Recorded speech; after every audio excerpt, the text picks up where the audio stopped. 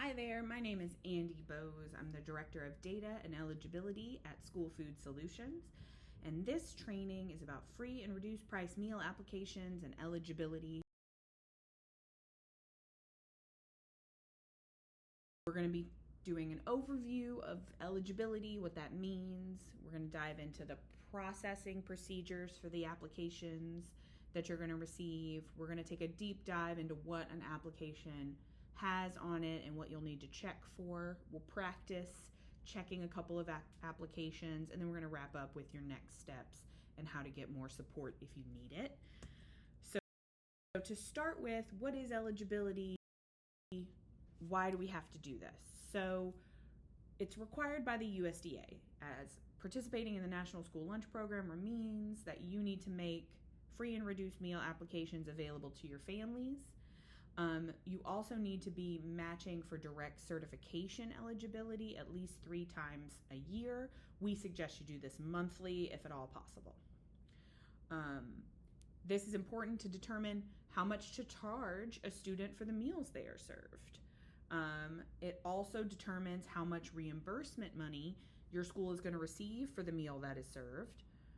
It can help your school receive sources of funding that are based on student eligibility and income levels, and can help your eligible families qualify for benefits like Sunbucks, also known as summer EBT, childcare, bus passes, testing fee waivers, college application fee waivers, etc. So it's important for your families, it's important for your school, and it's required. So, how can a student qualify for free or reduced meals with an application? The most common way is by reporting household income below 185% of the federal poverty line. So here on the right, you can see some charts for the current school year that show, based on the number of people in the household and the annual total income of the household, the maximum amounts allowable to be qualified as reduced or free. In addition to that, families could also list a case number for anyone in the household that participates in a qualifying assistance program such as SNAP, TANF, or FDPIR. Families can also report special situations such as a foster child, a child experiencing homelessness, or a child receiving migrant services. Those situations, though, do need to be confirmed by school personnel. They would not automatically be accepted based on the application alone. Students are also able to qualify for free or reduced meals without an application through a couple of ways. One is direct certification. So students that are matched with state agency records of participating in SNAP, TANF, or Medicaid at a level that qualifies based on income, if they are matched from state records, those students are automatically eligible for free or reduced meals. If one child in a household is directly certified, all children in that household can be extended that eligibility. So those sibling extensions are another way that students can qualify without an application. Also, situations like homelessness, migrant status, or foster status, if the school provides documentation of that, we can qualify those students for free or reduced meals without an application. Families are going to find out if they're eligible for benefits via a letter that School Food Solutions will generate and mail home. So every student who is directly certified is going to get a letter letting them know that and letting them know they don't need to complete an application. We're also going to mail home a letter for each family who submits an application that we process that lets them know if they qualify for free or reduced, or if they don't qualify. And if they don't qualify, it will have some information about appealing that decision, but please contact us if you have any family reaching out to you saying that they disagree with the eligibility determination that was made for them. Usually this can get resolved really simply. It's sometimes just a processing error. So let us know what's going on. We will try and work it out with the family without needing to go through a formal appeals process. You guys at the school are also going to get notifications about which students have completed applications or direct certification. So what we do is send you what's called a student status list. During the busy back to school time, you're going to get these basically weekly. And then as things slow down, we try to send them about once a month. And these lists will include everyone who's completed an application, everyone who's been directly certified, and whether they're eligible as free or reduced. We ask that you review those to let us know about any potential sibling extensions to make sure that we update the system with those. Another thing that happens and is required as a part of tracking eligibility is a process called verification. Verification happens in October. It is required that we take a 3% sample of all eligible applications that have been received through October 1st, and we reach out to those selected families and ask them to provide some backup documentation about their income or what they put on their application. Again, it's only a handful of applications, 3% of the approved ones that go through this process. Those families basically have to provide pay stubs or some other kind of proof of their income. If they don't respond or provide documentation that no longer qualifies them for benefits, their status will get updated from free or reduced to full pay. So that's something to be aware of. We will be in communication about this in September and October, and we'll let you know, what you need to do. We handle most of it for you. All right, let's talk now about processing applications. So, School Food Solutions handles a lot of the eligibility world on your behalf. We're going to provide this training for anybody who's going to be managing the applications.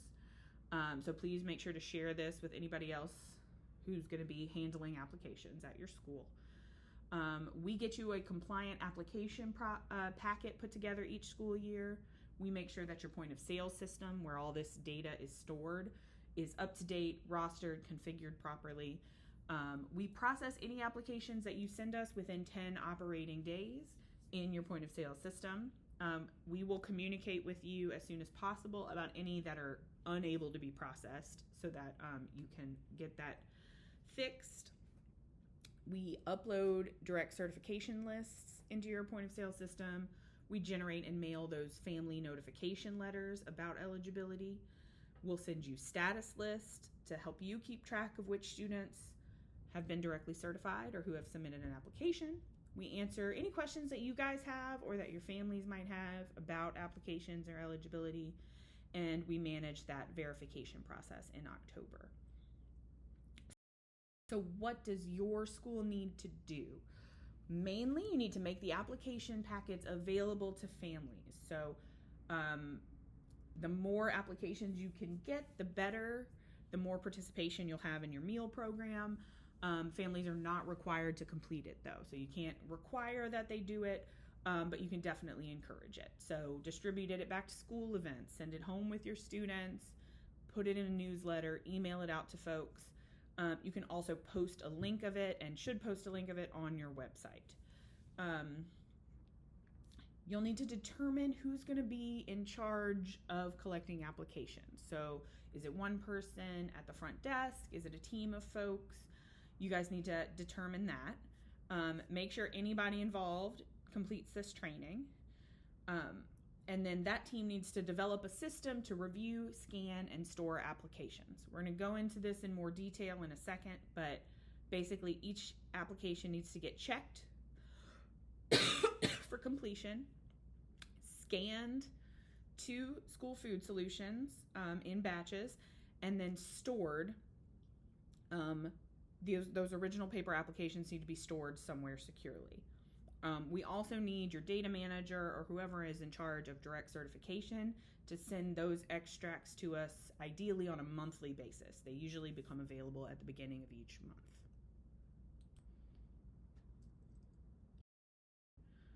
All right, the application packet itself is going to include a letter to households and an instructions page. You need to provide families with the whole packet.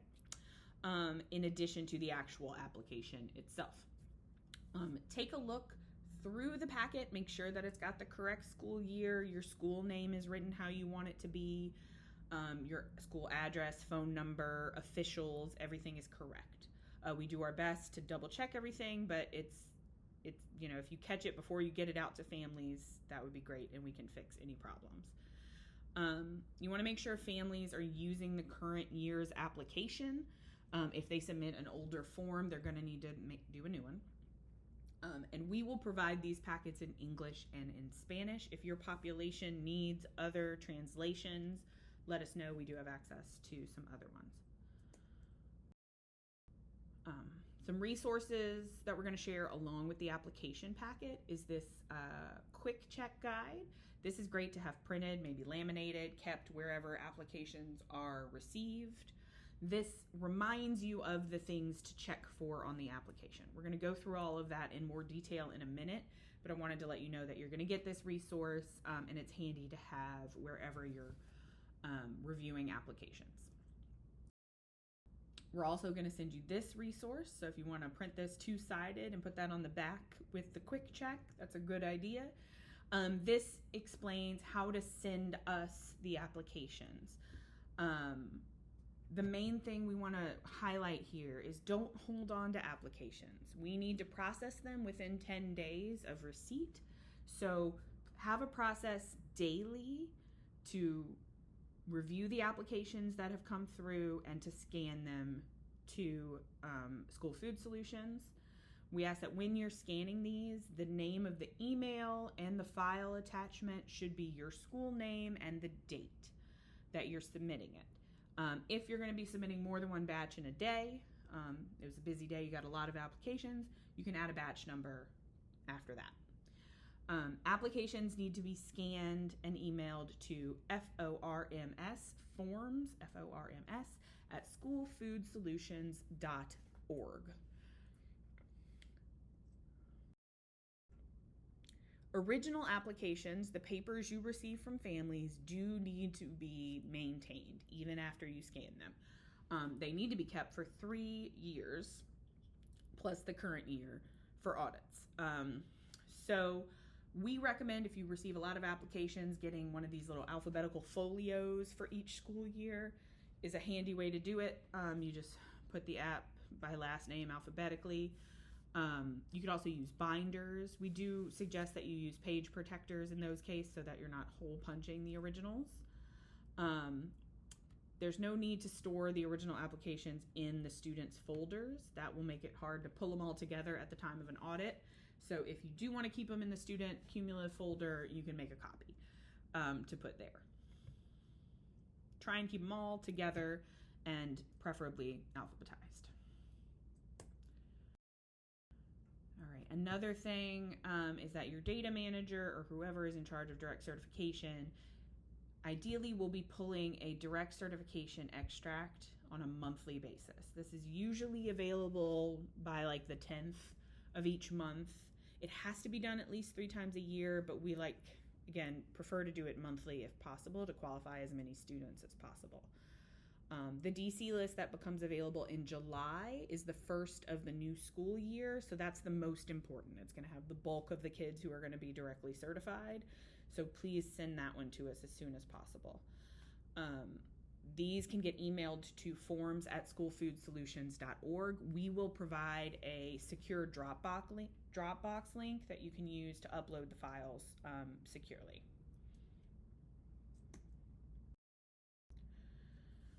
Again, we are going to let you know how your students have qualified using what's called a status list. So it looks kind of like this image here. It's an Excel spreadsheet that's going to list all your kids. There's a column labeled eligibility. That's going to show the student's status as free, reduced, or if they don't qualify for either of those, it will say paid. Students who are highlighted yellow do not have a processed application or direct certification for the current year. So this is important, especially at the beginning of the year. There is this 30-day carryover period. So folks who were free or reduced last year maintain those benefits for 30 operating days this school year. So if you see someone has an eligibility of free or reduced, but they're highlighted yellow, that eligibility is expiring. It will end in September, October, depending on when your school starts. So it's important for those students, especially, that they need to fill out a new application to get re-upped for the current year. Students that are not highlighted have something on file for the current year. So they're either directly certified or they have a processed application. So those statuses are set. There's nothing really else those families need to do. Please review these lists closely when we send them to you to check for any issues. The main thing we want you to check for are sibling extensions.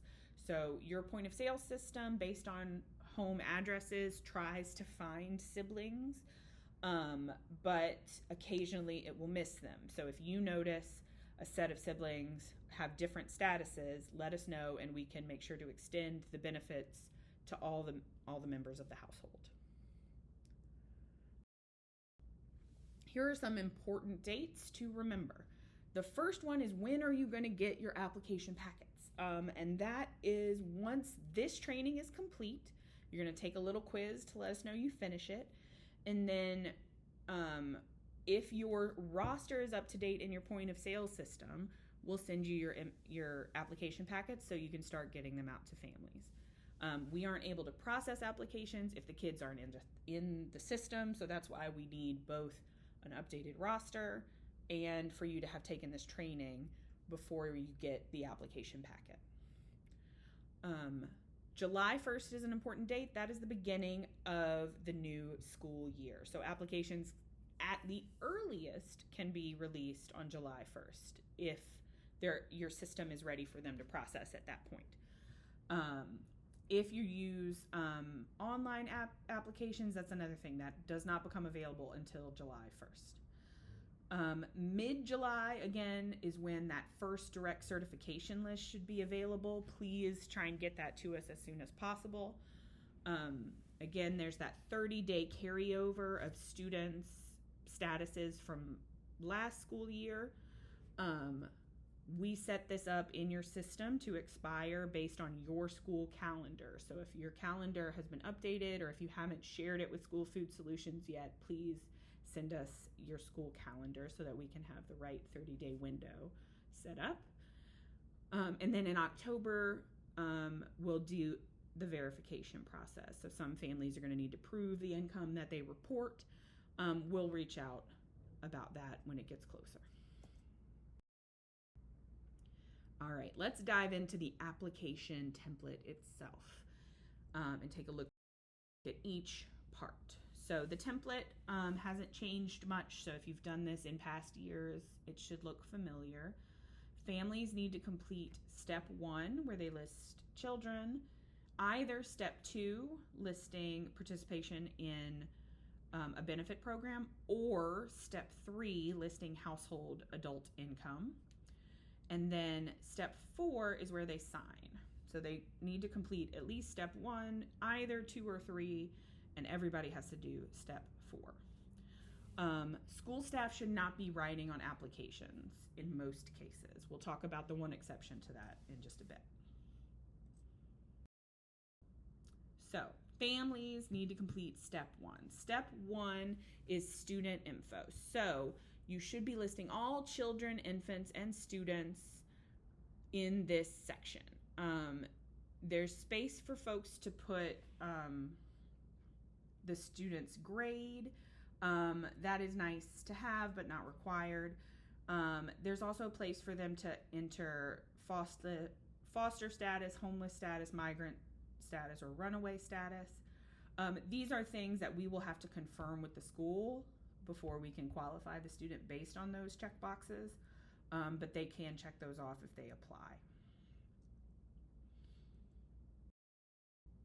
Step 2 is where they can select an assistance that they participate in an assistance program like SNAP, TANF, or FDPIR.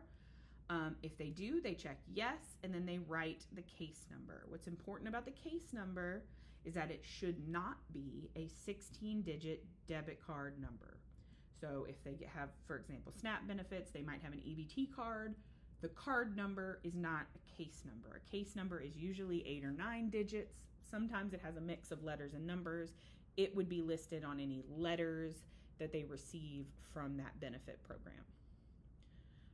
If a family selects yes and includes a case number, they can totally skip step 3 and you can ignore step 3. And they can just go ahead to step 4 to sign. Now, if they have an incomplete step 2 or left it blank, then they have to complete step 3. Step 3 is where they can report all the income for all household members. So they need to list the adult household member, everyone's name, first and last, and then any income those folks receive. If they leave it blank, we assume that means that person has 0 income. Families should also be reporting their gross income, meaning their income before any deductions or taxes are taken out. Not their take-home pay amount, but their gross income amount. So they need to enter both an amount of money and under how often received, they need to select one of the frequencies. So their choices there are weekly, every 2 weeks, twice a month, monthly, or annually. So we need both bits of information there in order to process this, an amount and a frequency. Underneath the names of all the adults, there's a place to total the household members. So that count needs to match the number of child and adult names on the form. So if they list 3 children and 2 adults, the number for total household members should be 5, as an example. There's also a place to write in a social security number or the last 4 digits of one of the adult household members. They need to do that or check the no social security number box. Either way. We don't do anything with the social, but they need to do one or the other for it to be a complete form. There is a place underneath all of that to put a total of child income. Most of the time this should be blank. This would only be if the children in the house have a source of income such as Social Security or employment, then they can put that, a total of all the children that receive income, they put that total there. Step 4 is where the adult who's completing the form should print their name, sign it, and put a current date. So some issues that happen here, sometimes people put their birthday instead of a current date. It needs to be, when it was completed. And it also has to be signed by somebody who was listed on the form. So if they completed step 3, it has to be one of those household members. It can't be a third party, and it can't be a student. The contact information, mailing address, phone, email, that's all optional. So if they leave that blank, it's okay. So what should you guys be writing on the applications? Most of the time, nothing. We will complete the school use only box of the scanned copies that we receive. And in the case of an administrative review or an audit, we'll help you as a school fill out that box on the original applications. So normally nothing to write on an application if it's a complete application. The only exception to this is if a correction needs to be made. So if an application is missing any required data or has something unclear or conflicting, you guys should reach out to the family to get the correct information. They don't have to come in and fill it out unless they forgot to sign it. Usually you as a school official can just make the correction while talking to them over the phone. So you would just draw a single line through any kind of duplicate or inaccurate information. Please don't use whiteout or correction tape. You just want to draw a line through it. You can write in any additional information that the family shares as close to where it belongs on the application as you can. And then add in your initials and the date that you obtained that information from the family. So showing that the change was made by a school official and what date that change was made. All right, so let's practice a bit looking at some applications that are completed but are missing something to let us process them. So here's our first example. When you're looking through the app, you want to make sure, do we have students listed? Yep. Do they do step 2? No, that's okay. Looks like they're doing step 3. I see they listed 4 total household members. I see 4 names, so we're good there. They put the social security. Great, that's good. I see some income information.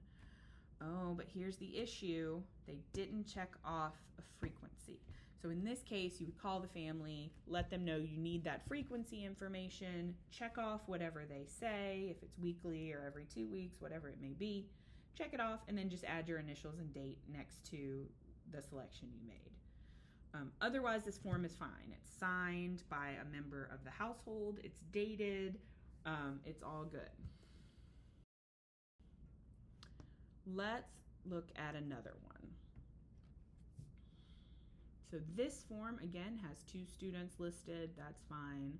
Step 2, blank again, no big deal. Step 3, we see an adult. We see some money. We see a frequency. I see a total household members. I see a social security number, a signature, and a date. So it has everything. But I notice that the total number of household members is listed as 4, but there's only 3 folks listed on the application itself. So in this case, you would need to call the family and ask about that disparity. If they forgot to list their baby, you could just write that child's name in the top.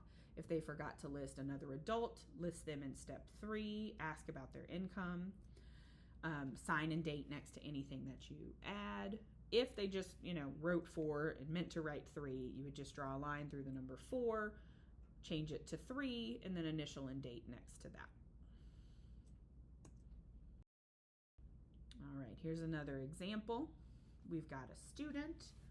That's all good. Step 2, still blank. We've got an adult. Says 2 household members. That matches the number. We've got an amount of income. We've got a frequency.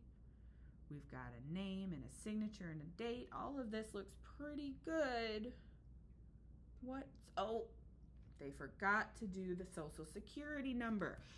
So again, they don't have to write in the last 4 digits if they don't want to, but they do have to then check the no social security number box. So one or the other.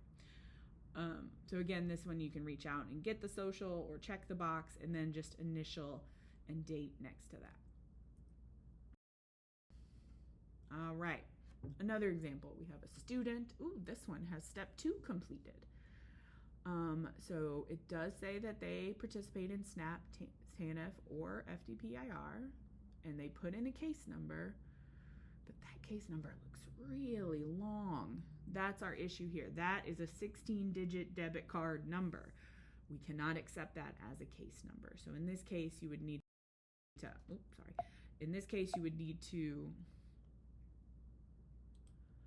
reach out and ask for a good case number. All right, thanks for practicing with me. Now we're gonna wrap up this training with some resources for you. Again, we will send you your application packets as soon as we get word that you finished this training and that your system is ready to go. But if you have any questions throughout the school year, I want you to know we're here to support you. The best place to reach out to first is forms, FORMS, at schoolfoodsolutions.org. This is where you're going to be sending your scanned apps to. This is going to be where you're sending your direct certification list to. This is also basically your help desk about eligibility. So any questions that come up, send them to forms. If you have a family that has a special situation or doesn't understand the application form, we do have a phone number that they can call. Encourage them to leave a voicemail if someone doesn't answer live. Extension 2 on this toll-free number will get you an English line. Extension 4 will get you a Spanish line. If your team needs more support, is not getting what you need, you can always reach out to me, Andy Bose, at ANDEE at schoolfoodsolutions.org, or you can reach out to your client manager, Kaylee Smith, KAYLEE, at schoolfoodsolutions.org. We're here to support you and your team. So, next steps, it's really important that you go back to the email that we sent this training to you in and complete the short quiz. It's real simple. It'll only take you a couple minutes. Taking that will let us know that you have completed this training and you are ready to receive your application packet forms. So please complete that so that we can get you what you need and you can get it out to your families. Thanks, as always, for your partnership. We at School Food Solutions really appreciate you working with us, and we are happy to help in any way that we can. So please reach out if you need anything at all. Thank you so much. Have a good school year.